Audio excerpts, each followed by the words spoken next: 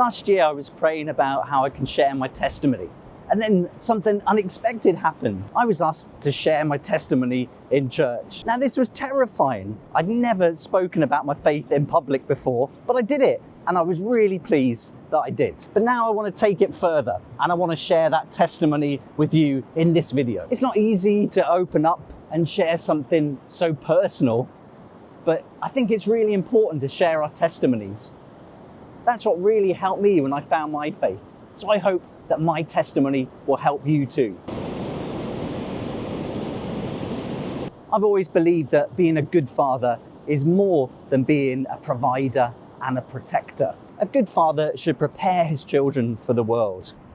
Engage with them, be emotionally present, take time to listen to them, and truly enjoy being with them. I wish I could say I've always lived up to that, but there was a time in my life when I fell short.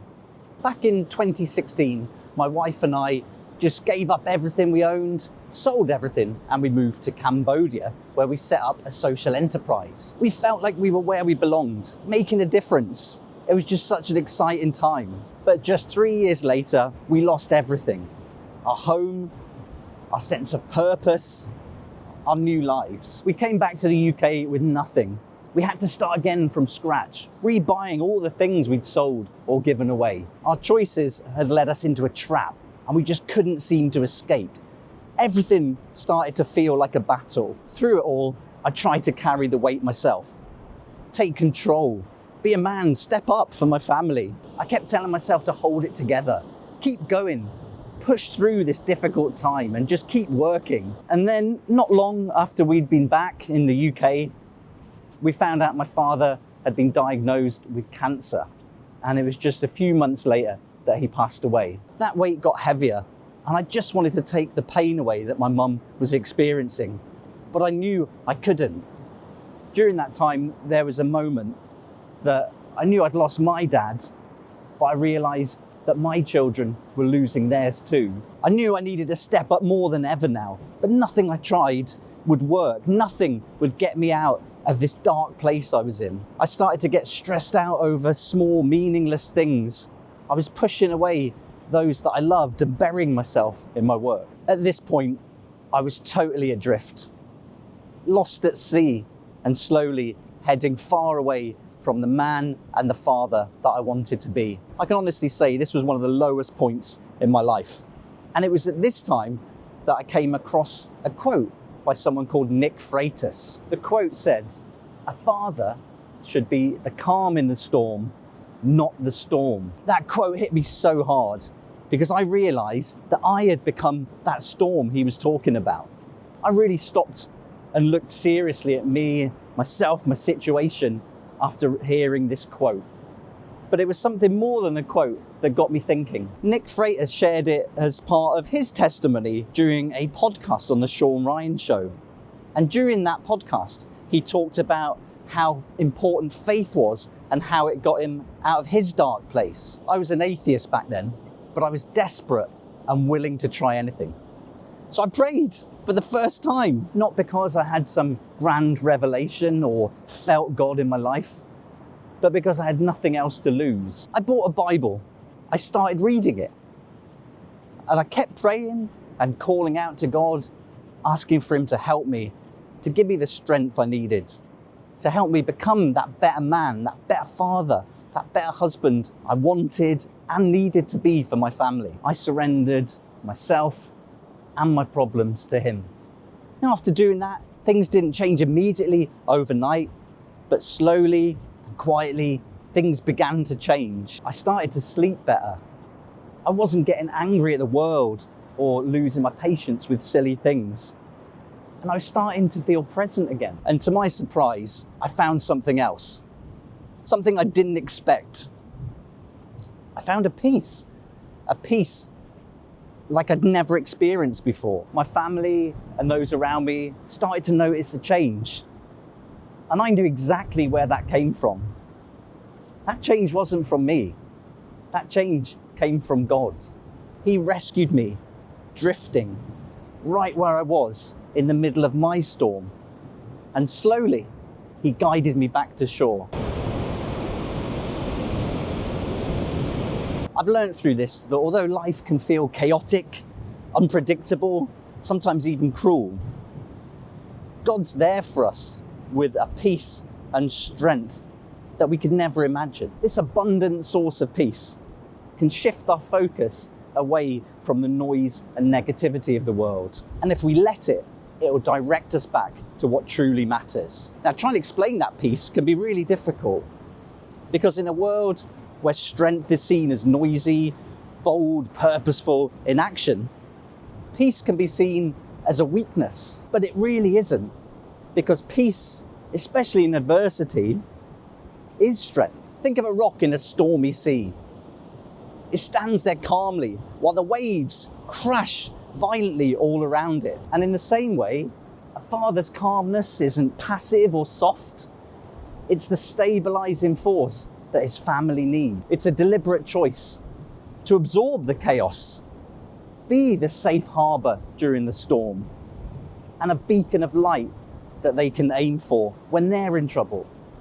There's a powerful moment in Mark 4 when the disciples are in a boat, they're in a storm, they're terrified, everything's out of control, the waves are crashing all around them, and all that time, Jesus is asleep in the boat. While the disciples are panicking, Jesus is perfectly calm, and when they wake him, he simply says, "Peace, be still." And just like that, the storm stops. And I really love this story, because what it tells us is that Jesus is with us the whole time. He's there with us in our storms. And when he was with the disciples, he gave them strength to get through it. He calmed the storm for them. And you know what? He can calm ours too. Now, even when our storms are calmed, it doesn't mean there aren't going to be more storms on the horizon.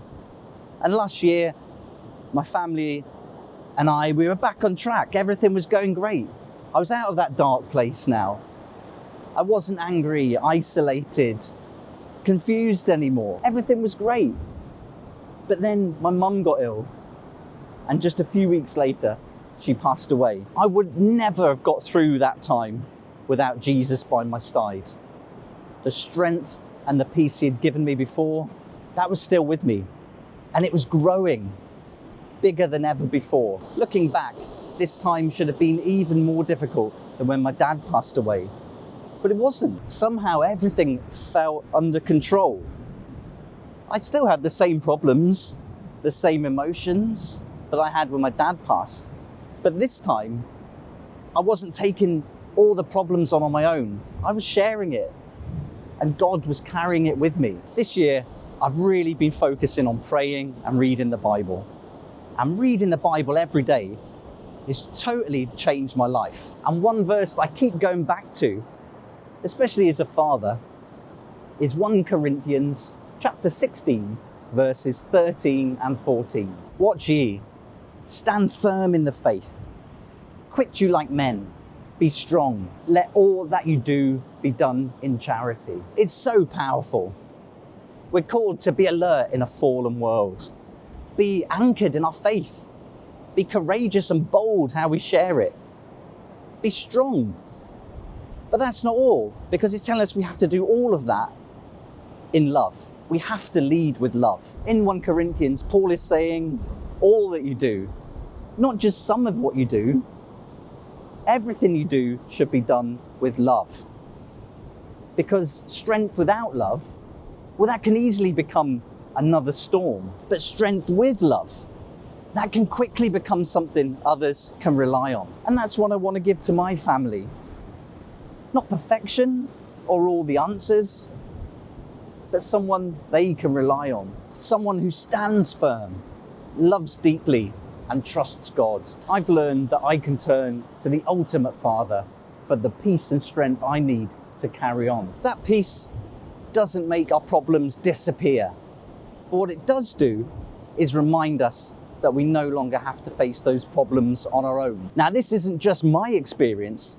This is God's promise to us. And in Psalm 91, verses 15 to 16, it tells us, "He shall call upon me, and I will answer him. I will be with him in trouble. I will deliver him and honour him. With long life will I satisfy him and shew him my salvation. That's exactly what he did for me.